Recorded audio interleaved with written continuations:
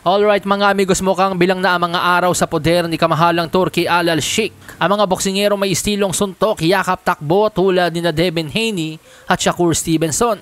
Ani Turki sa kanyang social media, "From this point on, I don't wanna see any more Tom and Jerry type boxing matches where one fighter is running around the ring and the other is chasing him.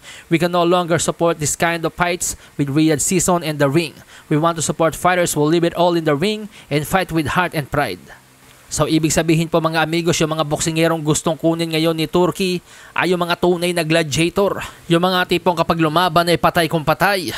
Kaya hindi na po ako magtataka kung huling laban na po ni Devin Haney sa Riyadh Season, yung laban niya kay Jose Carlos Ramirez nitong nakaraang buwan ng Mayo. Ganon din yung laban ni Shakur Stevenson na paparating kay William Cepeda sa darating na July 12. Hindi na rin po ako magtataka na last fight na yan ni Shakur Stevenson under the banner of Riyadh Season kung magiging boring na naman ang kanyang laban. Samantala sa iba pang balita, kanina po naibalita ako sa inyo na may tsansa sana si John Riel Casimero na mapasama sa undercard ni Canelo at Crawford dahil naghahanap po si kamahalang Turki Al Sheikh ng exciting panoorin na boksingero. Mga boksingerong pwedeng bigyan ng spotlight. Akala ko yun na yung chance ni Idol Casimero. Sa palagay ko, hindi pa naman talaga sarado ang pintuan kung mayroon lang talagang taong makakatulong sa team ni Casimero na maipag-ugnayan kay Turki Al Sheikh. At syempre nakadepende yan kung paano sila magpo-propose. Pero anyway, may mga napisil ng pangalan si Turki na mga gusto niyang makita undercard sa Canelo versus Crawford. Ani Turki Al Sheikh,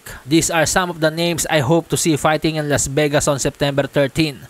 Led by the ring bantamweight champion Junto Nakatani. If you are interested, you and your teams know how to find me." At heto pa po yung mga nasa listahan ni Turki: Christian Mbili, Muhammad Alakel, Reito Tsutsumi, Justin Beloria, Emiliano Alvarado, Jamar Tali, Abdullah Mason, Nishant Deb. Hindi po nabanggit ang pangalan ni John Riel Casimero, pero wag po kayong mag-alala, hindi pa po tapos ang laban.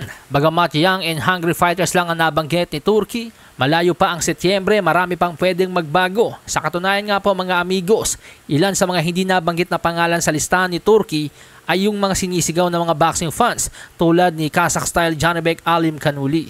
Bagamat si Kazakh Style ay wala po sa listahan ni Turki, pero siya po yung matunog na isinisigaw ng masa na gustong makita undercard kay Canelo at Crawford.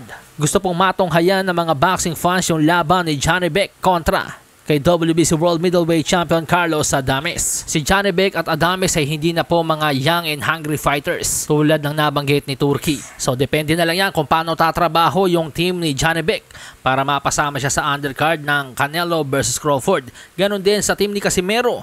Tulad ng sinabi ko kanina, dapat umaaksyon na sila at humahanap ng taong makakatulong sa kanila upang maipag-ugnayan kay kamahalang Turki Al Sheikh. Patunayan mo sa akin ha, sino man ang mabunot,